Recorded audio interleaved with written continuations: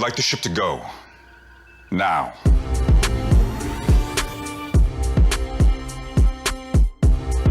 Hello, everyone, and welcome to Discussing Trek. And today we are here to talk about what's next for Trek. And today I have none other than Mr. Jones to talk this out with me. How you doing, Cal?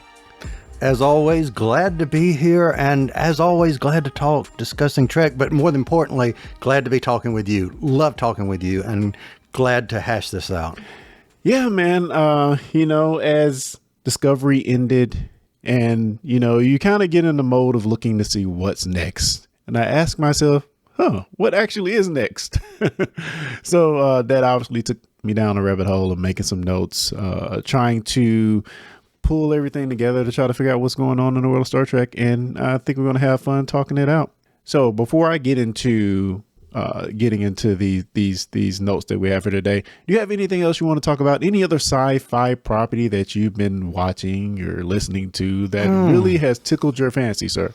Well, if I were thinking of something, if I were to get out of my dot, find a dot, get out of a bubble, just go boom at something, maybe I would go rogue and look for legends of maybe Ruby Sunday or something like that. But if you're familiar with Doctor Who's 2024 series, you will know what I'm talking about.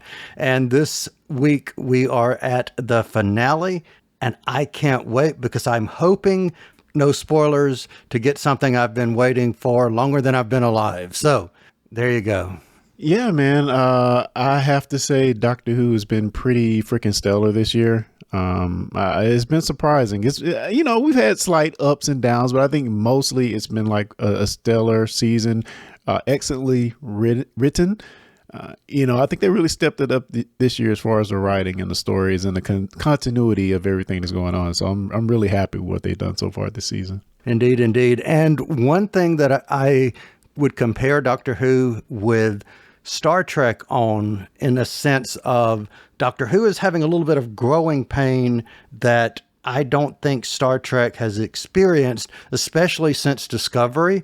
And the growing pain is people are still with the terrestrial BBC airings and looking at the ratings numbers compared to now it's streaming worldwide, whereas, it's releasing on the BBC iPlayer at midnight and then has this from midnight all the way to, whatever time it comes on, 6 or 8 p.m. in the evening. And you're looking at the differences of the ratings, which I think is the smart thing that Star Trek has done, is we don't look at what time it's terrestrially coming on because it doesn't come on that way. Yeah, we just go watch it when you're ready.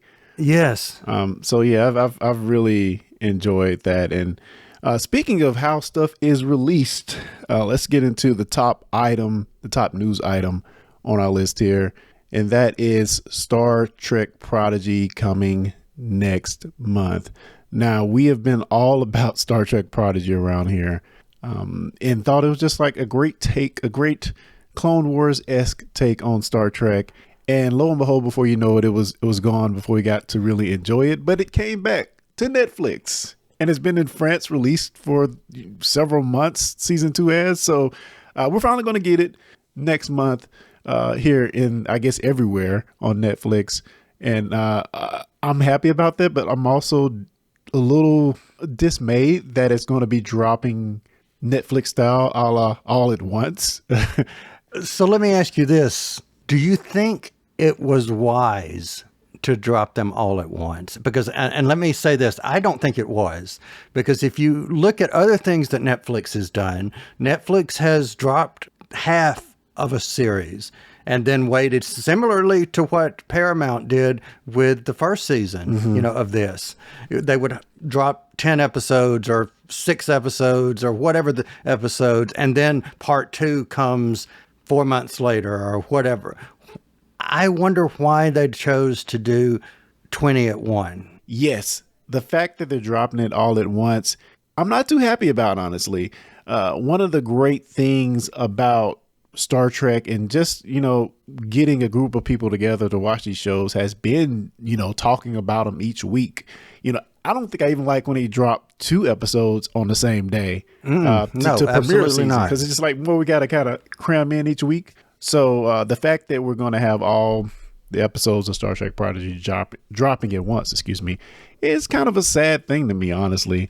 But, I think we may try to do something with our friends Win Grace and Tasha from After the Snap to maybe get some synergy going on some reviews. See, I would like that. And another thing that really, from a podcaster / streamer perspective, it makes the planning of deciding, do I group them together in 3? Do I share them with other YouTube channels that you want to partner with? Do I review half of it, 5 episodes at once? Because unfortunately, or you do all 20 and commit to doing all 20. There's no right or wrong answer ultimately, but the question or the comment comes up of how long will people be interested initially in Discovery? And I wonder if it was, we paid for it, we got it, we're not going to get a 3rd season from them, most likely. Let's just release it. Here's our commitment, done. Yeah, and it's almost like the writing is on the wall for an additional, like you just mentioned, it kind of just says we're not going to have any more additional seasons, which is sad. But, Netflix, you always hope that when something goes to Netflix that it keeps going. So that is my kind of the best case scenario, is that maybe if it's not a year from now, sometime down the road, they say, okay, we want to make more of this because it actually does well this season. So it kind of leaves it on each and every one of us to try to push those numbers up and try to make it a great season for Netflix. But it does, I'm leaning towards you a little bit, it does kind of seem like they're just kind of through with it, unfortunately. And you brought up something in your statement there that just reminded me of something. You said, we hope that it stays there forever. And I can remember years and years ago when you and I first started making videos for YouTube, and we were talking about these new things that were coming out like Disney Plus, and we were getting the DC universe that was, totally that. And then there was even something else that HBO might be expanding. Yeah. You see where I'm going with that. And the thought was, yes, the content will always be there. And then you get David Zaslav come in and butcher everything. Yeah, man. Our streaming future has been a tumultuous one, undoubtedly.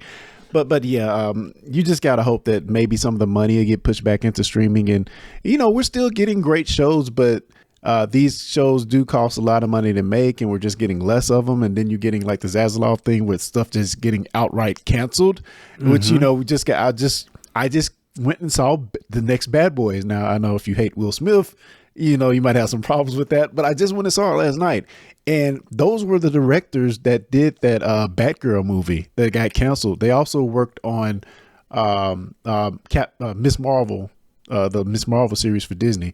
But they're the directors who did that movie. And I just have to think, if they did such a great job with pushing energy into a Bad Boys movie that had a pariah of Will Smith, right, and, a Martin that seems pretty sickly, a Martin Lawrence seems pretty sickly. He doesn't in the movie, by the way. But they were able to make a blockbuster hit, for all intents and purposes. The movie's done very well. They were able to do that. But then we have this other movie with Sony that just got completely shelved. So yeah, our streaming tentpole service future, hopefully it gets better, but we'll see. And yeah, I wanted to mention this real quick. So it's going to be July 1st. We're going to get Prodigy. And I wanted to read this real quick from Dan and Kevin Hageman, saying that it's a culmination for those who made it, for those who loved it, and for our crew on the Protostar who dared to reach for the stars. In the first season, they stole a ship. Now watch them earn one. Hashtag Star Trek Prodigy. Seems like we're going to get some Voyager stuff. That's kind of what I love the most about Prodigy, is the Voyager tie-ins. And the original characters are pretty cool as well, but the Voyager tie-ins are a lot of fun, and it seems like we're going to get a lot more of that. So I can't wait. Of course, we're Voyager stands, Kyle. And I would love to see these characters show up in some other show That would be cool. Yeah. Just a reference. I mean, some of them would be easily done. Every single one of them, actually, the Rock Talk would be, I would think, the hardest character to replicate. Yeah. But I would just like seeing them. Yeah, no doubt. And, since Lower Decks has set the precedent for crossing over the live action, maybe we can see more of it. Yep. Moving along to Section 31, the great and honorable Michelle Yeoh coming back to Star Trek. And my question is, how soon? When will we actually get this next iteration or this first iteration for 631, but the next phase for Michelle Yeoh's character, Emperor Georgiou? Now, we finished shooting earlier this year, and that show is currently in the movie is currently in post-production. And, don't have any real release date, but we're hoping for next year sometime. Thoughts on Section 31, Kyle? So let me ask you this, and forgive me for not remembering the fact that this is probably true, which is, didn't she recently win an Oscar? Yes. Okay, Academy good. Award winner. Making Michelle sure Yeoh. I did not. Yes, thank you. All hail the Empress. Yes. All right. Absolutely. So with that said, I would be curious to know how long her contract originally that she signed lasted. Because I would imagine that she, rightfully so, as an Academy Award winning actor, would be asking for more. And the question would be, would they pay more? And would they be able to pay more? And by all means, she deserves it by, but that's my question is, how long was her contract? I would be interested to know that. I think I've read or heard her say that she was always open to coming back because she loves working with the people at Paramount and she loves Star Trek. So the fact that, her stature was even bolstered so much by, winning an Academy Award, it kind of like we wouldn't see any more Michelle Yeoh in Star Trek. That's what I was thinking. But, the fact that she does love the franchise and she loves working with the people here. And, I just think Michelle Yeoh likes doing cool stuff. That's kind of the vibe I get from her. Yeah. So, the contract aside, I think it's just a awesome get and privilege to have her come back to Star Trek. Yeah. You know where I was going with the whole Academy Award winning contract? I'm thinking back to the original X-Men trilogy, because if I remember correctly, when they cast Halle Berry originally, and I may be wrong, remembering this wrong, she was not Academy Award winning actress, and then she was, and even though I think she was bad casting anyway, but anyway, that's another stream and another day. But back, yes, Section 31. So getting into a little deets about the movie, the stuff that we do know anyway, the movie has been described as not like any other Star Trek you've seen before. And it seems to take some place between the original series and TNG. And let me just go into a bit of the casting other than Michelle Yeoh. We have Amari Hardwick, which goes from Power, Casey Roll, which I don't really know her, but she is rumored to be in the role of Rachel Garrett. Rachel Garrett is the captain of the Enterprise C, which we see in the episode that we love, Yesterday's Enterprise. Sam Richardson, I've seen him most of stuff. He's on Ted Lasso. Swevin Rigrock, Robert Krasinski, Humberly Gonzalez, and James Lau. And another character that we know, Joe Pingu, and this character named Dada No. And the only reason we know who that character is because he was on an image that was released where Michelle Yeoh is kind of over this guy with this robotic looking mohawk thing. So that's the only reason we know the character. But yeah, stellar cast. And I'm excited about this, man. Michelle Yeoh has described this as being a Mission Impossible in space. And even Kurtzman has said it's not like any other Star Trek we've seen. Does that give you hope or give you pause that it's not like any other Star Trek we've seen? I'm all for something different. I'm not one of those people that will be screaming from the rafters, it's not like blah, blah, blah. No, I've gone down rabbit holes and I'm firmly in the camp. Try something different. Keep it fresh. Kyle, is it like? And if I like the main character, which I love Michelle Yeoh, if I like the main character, even more so, I'm going to be on board for it. Okay. I thought you had just got all your hate out after Chibnall, so everything else is uphill from here is kind of the vibe I'm Yeah, getting. maybe so. Yeah, I'm being positive. Am I not? The movie was written by Craig Sweeney and it was directed by Alantande Asesame, which is, a prolific Star Trek Discovery director. So cannot wait to see what they're doing with Section 31 and just the time period they're playing in. I have a feeling we're going to be jumping around in time a lot, but who knows? Who knows? So I have a question for you. Do you think this will have happened after she walked through the portal, for lack of a better word? I feel like we're picking up directly as she walks. I feel like we're going to see her and Burnham giving their last goodbyes, and she's going to be walking through the portal and off to our new adventures. So yeah, I can't wait. With the revelation we have, some of the revelations we got from the last season of Discovery, with Kovich, I think it's going to be a pretty interesting ordeal we're going to have for the Section 31 movie. So can't wait. Let's talk Strange New Worlds. 2 stellar seasons down the drain or in the clouds for these guys, because I thought they've been great. 2 seasons down, and they finished shooting the 3rd. A 4th has been greenlit. And Anson Mount has said that this season takes all of the big swings, and we talked about the big swings from the previous season 2, the musical, other things, just the crossover episode, just interesting and crazy ideas that they had in the previous season. He says they take all of that and take it to the next level. Does that scare you or excite you? Because honestly, it scares me a little bit. Okay, so I'm not answering your question. I'm going to throw it back at you. Why does it scare you? I feel like the musical episode was pretty out there. It was excellently done. They did a great job with it. I enjoyed it. I had fun. The writing, the music was great in it. But they're going to go further than that.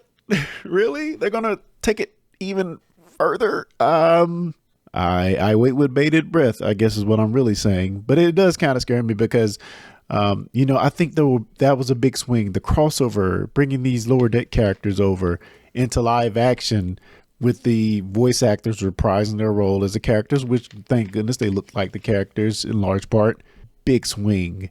So yeah, it would be interesting to see what they do. What are your thoughts on the big swings, man? I'm all for something different. Again, I'm there for it, but I want to wonder what that big swing would be, because pulling off a musical episode in something like Star Trek, is and having fans not revolt and say, wow, this was good, we liked the songs, we liked the meaning, all of that isn't, to me, a very good execution from the actors to the writers to the producers, directors, the whole gamut.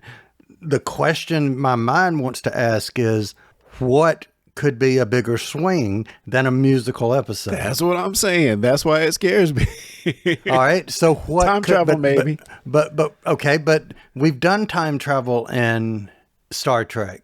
Would a bigger swing maybe be, and this would be out there. Ooh. It is predictions? Inserting them into a story using existing images. Like, let's say they put them in a TNG episode. That would be cool. Kind of like what we did. And they use footage and somehow upscale that footage if it's not already, but do it in a way to where the action is happening on set, and we see parts. So in other words, we're seeing something else happen in the background of an existing TNG episode or whatever. That'd be cool. DS9 or whatever. Very a la Trials and Tribulations from DS9. Yeah, but done in a grander scale. Hey, I'm down for it. And honestly, just to step back a second, I'm so confident in what they've done so far. I had major reservations when I heard they were doing a musical episode, but I'm so confident in what they've already done that I'm almost to the point where I want to say, just feed me.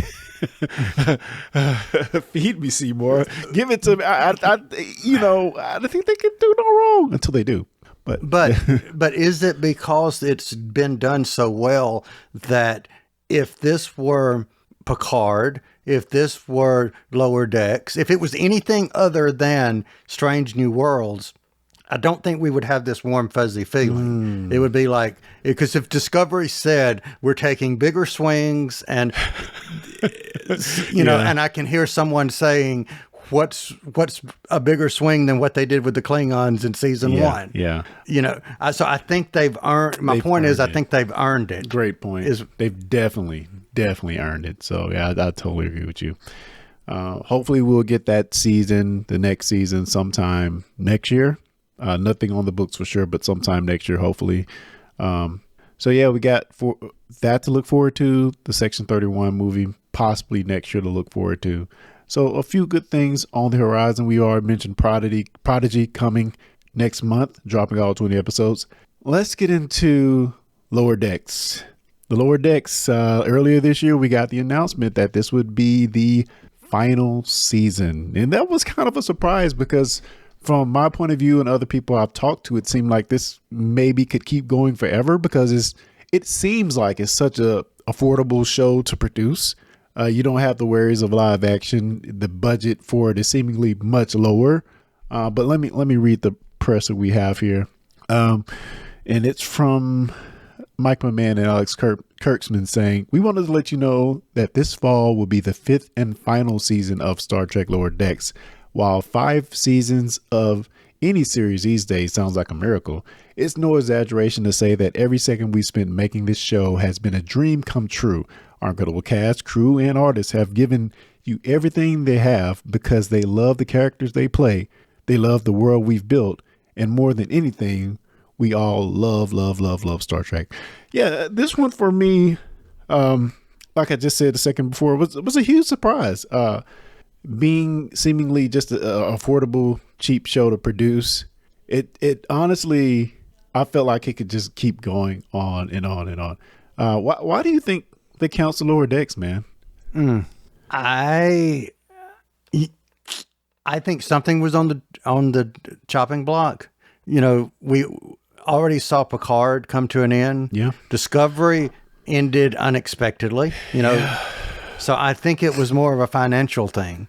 I think somebody at Paramount in the discussing Trek office, in the Star Trek office, sat down and said, which ones are more productive? Which ones are more profitable? Which ones have more of a positive feeling? And I'm sorry, the more positive between Discovery and the Strange New Worlds is Strange New Worlds. So I think it was, we're trimming some of this back and we've already committed to this new academy. And I've said this before on this show, it's easier to hire new unknowns than it is to maintain existing voice actors on season 5. They're no longer first episode season 1 voice actors.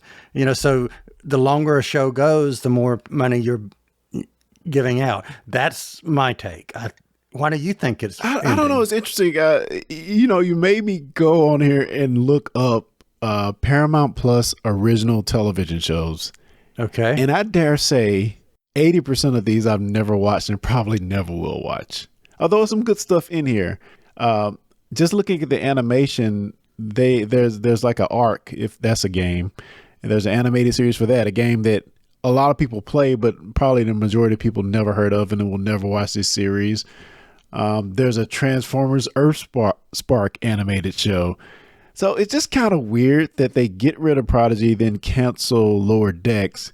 And we have all this stuff on here that probably, I would dare say a lot of people don't even watch. So maybe a shift in focus, maybe it may be more of a standpoint of we need to pull some money out of the Star Trek bucket and put it in some other bucket, which is honestly disappointing because this is a service that was built on the back of Star Trek. So yeah, I find it ultimately just disappointing that they're kind of taking these things and distributing them elsewhere. All right, so let me ask you this. In the grander scheme of things, would you rather have a few years of only one or two Star Trek properties and then make people yearn for more again? Because think about it, people were so excited for Discovery because we had gone so many years, what almost was it 9 or 10 years since Enterprise had gone off the air. So you had this, okay, longer than that. So you had this time frame that there was nothing. So then when there was something, people were all excited about it. Maybe part of that is we've had so many years where just about as soon as one ended, another one was starting. Yeah. Yeah, I see what you're saying, but for me, it's kind of like I go to Paramount to be the mecca of Star Trek. There's a lot of other streaming services I could go to, and honestly, there's only a few reasons I really come to Paramount: Star Trek and Survivor, and that about it. They may have some sports stuff sometimes. I come on there and look, and I look at Halo sometimes, and there's the Knuckle series that I'm a little bit interested in, and Frasier is there, so there is some stuff there.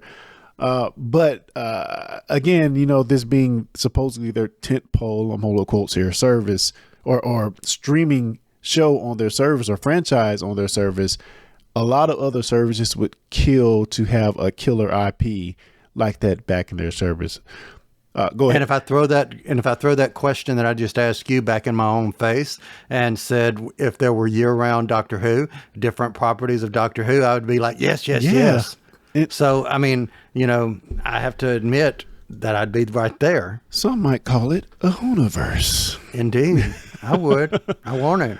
Oh, man. So we're going to wrap up that section of the show, and we're just going to talk a little bit, and this is going to go by pretty quick, I would assume, but we're just going to talk a little bit about final thoughts on Discovery and entering Starfleet Academy, and just kind of logically think about how we're going to pivot into Starfleet Academy, a show that we don't really know a lot about. We know some casting that we'll get into, but I want to start by saying, any final thoughts on Discovery? I keep saying I can't believe it's over. May I ask you a question that's been in my mind since we started talking about Lower Decks before we move on really quick? Sure. What you got? So in regards to Lower Decks, if they had have decided to go a comedy sitcom route and cast live people and for these characters, do you think it would have worked? Or do you think we wouldn't have gotten past season 1 if you would have said, this is a 30-minute sitcom called Lower Decks with live actors? Would that have worked? Maybe. I'll say that they 100% would not have been able to get away with a fragment of the shenanigans they did in that show. True. It has one of the worst moments of Star Trek to me, which some might consider funny, is when Baumler is like, you know what I'm talking about. Yeah, exactly. Really, is that the lowbrow humor we're going for? But also, in all of that, they really managed to pull off some really heartwarming, great moments in building these characters together. So it's kind of like, a scale that you kind of have to balance with them. But I definitely can see some of the beats, especially in the later, and especially the 4th season, which to me is the best, which a few nuggets in between there that I thought were great episodes as well. I think with the shift they made in the last season, definitely 1000% could have worked live action. Cool. Because to me, it felt like just a normal Star Trek show for the most part in this last season. So I think it's an interesting study to think about, though. What do you think? I totally agree. I agree that your censors, even if it is streaming, some of the stuff you just couldn't have gotten away with, without a doubt, could not have gotten away with. But the characters did, we saw them live action, and remember, live action versions were the ones that actually made me like the cartoon versions. So I think it would have been an interesting mirror universe to have gone to and seen what it was like. That would have been cool. But I don't know if your traditional laugh tracks would have worked, that the audience laughing would have been kind of corny. Yeah. But no, I think they could have pulled it off with live action. Do you think there's, and again, like pivoting back into the Star Trek Academy, do you think there's room, and even in addition to the Section 31 movie, which is, Michelle Yeoh is saying a Mission Impossible in space, do you think there's room for other styles of shows in the Star Trek universe? Lower Decks is a great example, but going beyond that, you just mentioned a sitcom-esque show. Is there room for other style of shows in Star Trek like that? You know what I would love to see? I would love to see a reimagined DS9. Again, there's something about, I'm a big fan of Babylon 5, and I love seeing a setting that is set and seeing all the things that come through that. I think that is equally as open to stories as, going places and seeing, the things. Like, let's take Doctor Who. Mm-hmm. You could be just as creative with Unit and having the Unit Tower as the base and everything that happens there as you do with the Doctor going off in the TARDIS. I mean, it's just, you have to do smart storytelling. But one thing I think that would be really, really interesting and appeal to me is a law-based story, meaning where whatever those laws are, you're seeing people bartering or lawyering based on the Federation. I just think that would be interesting. Yeah, I never thought of that, but we've certainly had our episodes that are very law and rule centric in Star Trek, and those are often some of the best episodes. And you know what I was thinking of when I was saying that was that recent episode from Strange New Worlds, where number one was on trial. Yeah, excellent, and how well that was done. Yeah, I don't know how that'll work over the course of a whole season, but I'm open to it. I really am open to it. I'm trying to think what would be my pipe dream Star Trek.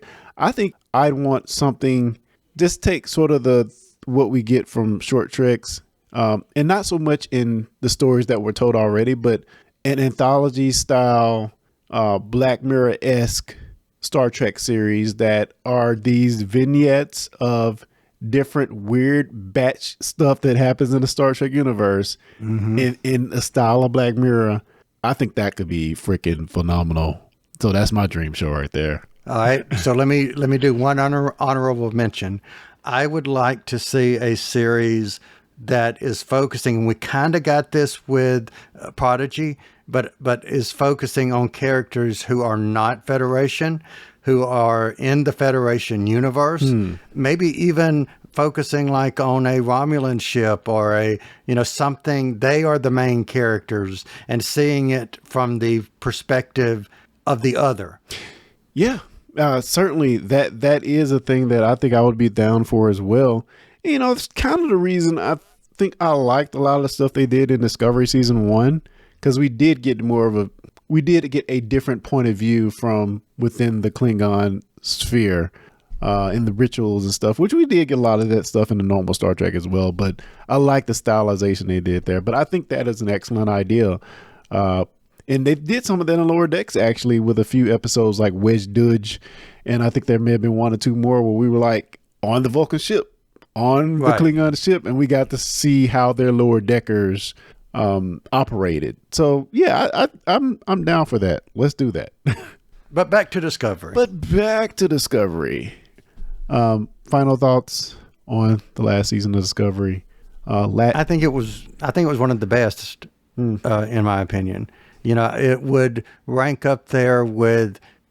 Okay, so if I were to say my three favorite seasons would be 1, 2, and 5. I think I'm going to be right there with you. I think 2 may have been the strongest for me, but I also love a lot of stuff in 1, and I think this one was pretty good as well. I even like the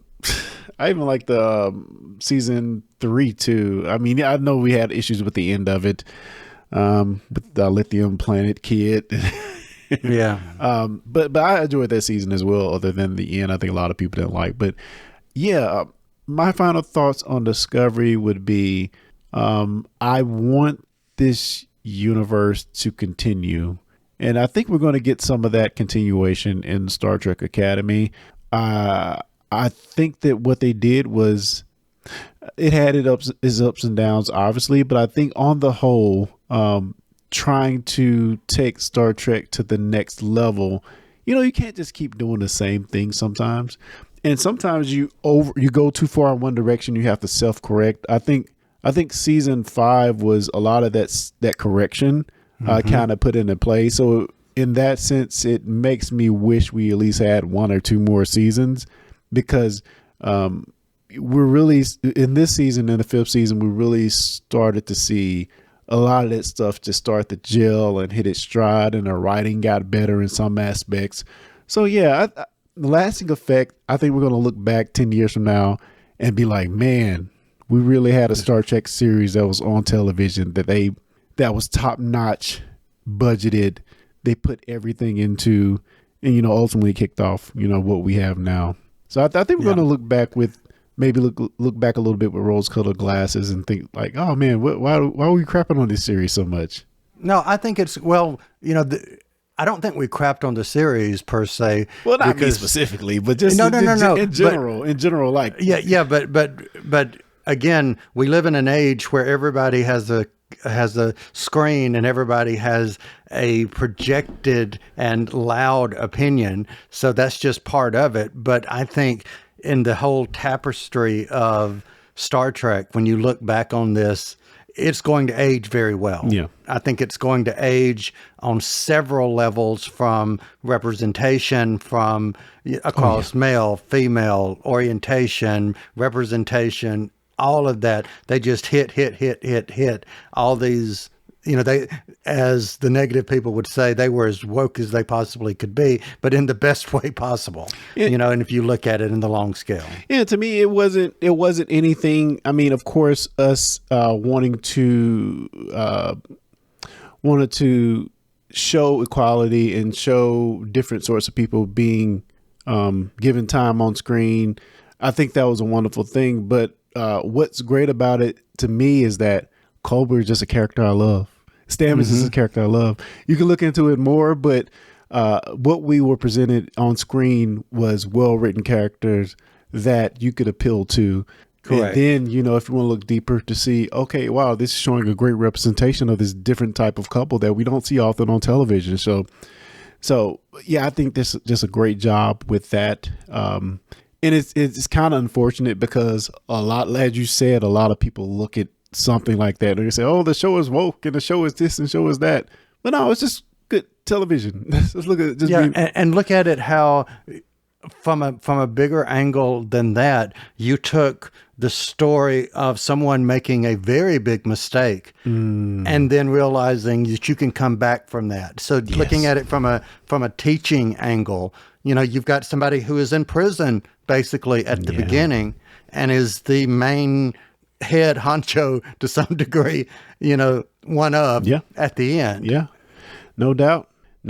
And, speaking of learning from your mistakes, Academy. Well, learning. And let me say this before we move on.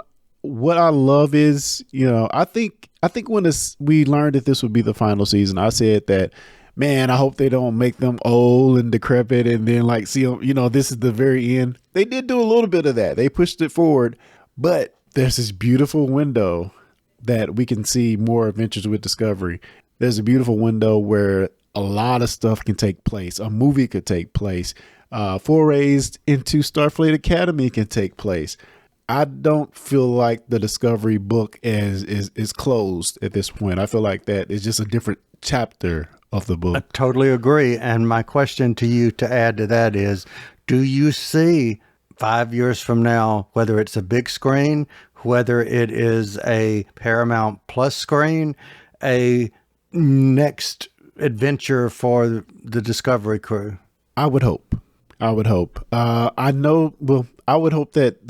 Sonequa Mark Green is open to coming back. It just seems like they're so in love with the characters. And even, when they was doing their final press tour, they mentioned that they would be open to coming back. So yeah, I think if we could get a movie, I think that would be great.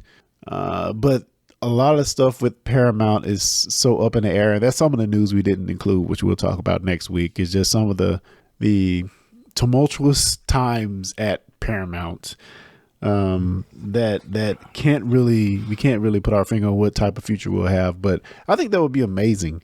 Again, just having that window of time open where they could come back in character, I think just is a great opportunity. And then getting into Starfleet Academy, which, we have Tilly rumored to be aboard Starfleet Academy, which seems like we got a backdoor pilot for that in this season as well. Even so much with Tilly kind of low-key recruiting Michael Burnham a little bit in an episode.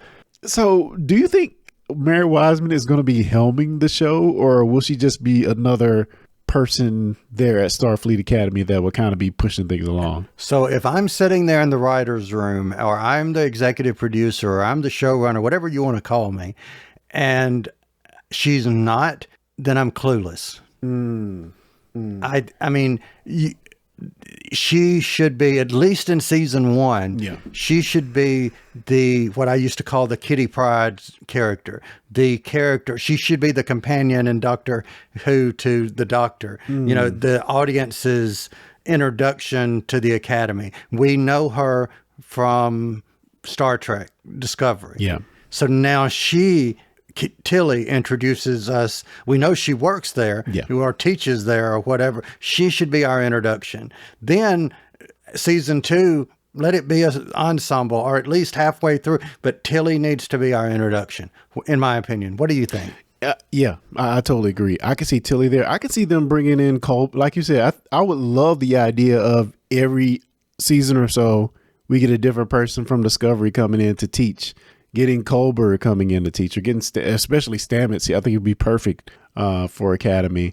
So I think that's a great idea. Tilly does need to, especially in this first season, be the cornerstone of it.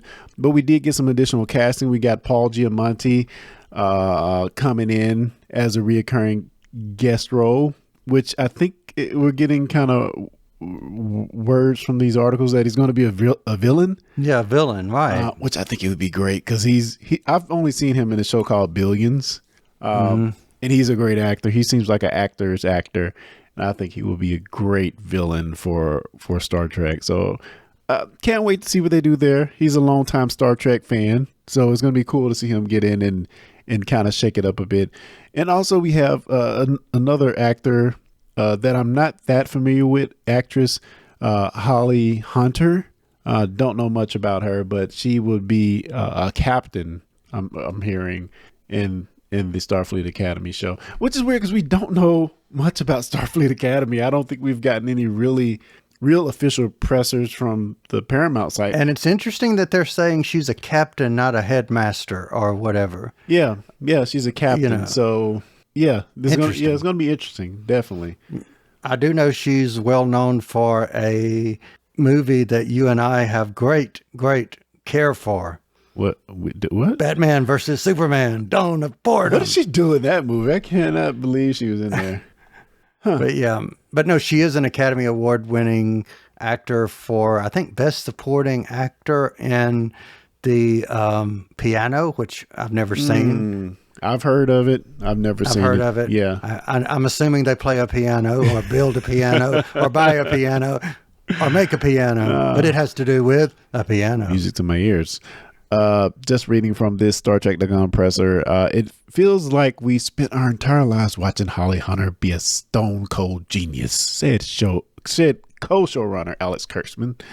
To have her extraordinary authenticity, fearlessness, sense of humor, and across-the-board brilliance leading the charge on Starfleet Academy is a gift to us all and to the enduring legacy of Star Trek. Leading the charge. I want to pull that. Leading the charge. I mean, obviously she's going to be one of the principal actors on the show, but man, I really hope they don't put Mary Wiseman or any other character that we get from Discovery in too much of a backseat. I think that would be unfortunate. Though I am open to seeing what they do with this series, because I think we talked about this before, that this might be like more of a teenage angst Star Trek again, being open to different show types. We can't be too mad about that, but True. We'll see what they do. I'm going to say it's somewhere between teen angst, Lower Decks without the comedy. I think it's going to be serious, but yet, and the cool thing about it is and I know I just lost my thought there, but the cool thing about it is they have the ability with this story to create an open-ended concept. Your teachers could move in and move out, changing cast. Your students move in and move out. You are really creating, if you want it, a show that you could really rehash every 3 or 4 years with a new cast. Yeah, 100%. I'm feeling the idea, man. It might be kind of cool to have a show with some longevity that they can even come back to every few years in a slightly different style. So I can't wait to see what they do there. And that's going to kind of, round out our news about what's next in Trek, Starfleet Academy, and thoughts on Discovery. Do you have anything you like to talk about before we kind of wrap this up and get out of here? Well, the only other thing I would say is I really, really hope I get what I want on Friday evening. And if you want to hear me either cry over the fact I didn't get what I want or be elated to the point Clarence says, "Oh God," then tune into Discussing Who, and we will be talking, of course, Doctor Who. As Kyle has said, if you want to hear us ramble on endlessly about Doctor Who, you can definitely check us out at Discussing Who on any social medias, or we'll be going live tomorrow night on the Discussing Network YouTube channel. So make sure you subscribe to that channel along with this one and hit that subscribe button so you see us as soon as we go live. And man, I think this is going to be a biggie. It's going to be a biggie. Indeed. Yeah. Kyle, man, thank you for joining, dude. As always, enjoyed it. And until next time, live long and prosper. You've been listening to the Discussing Network. Find out more at discussingnetwork.com. Can I say that like shut up Wesley? I can just go shut up Clarence?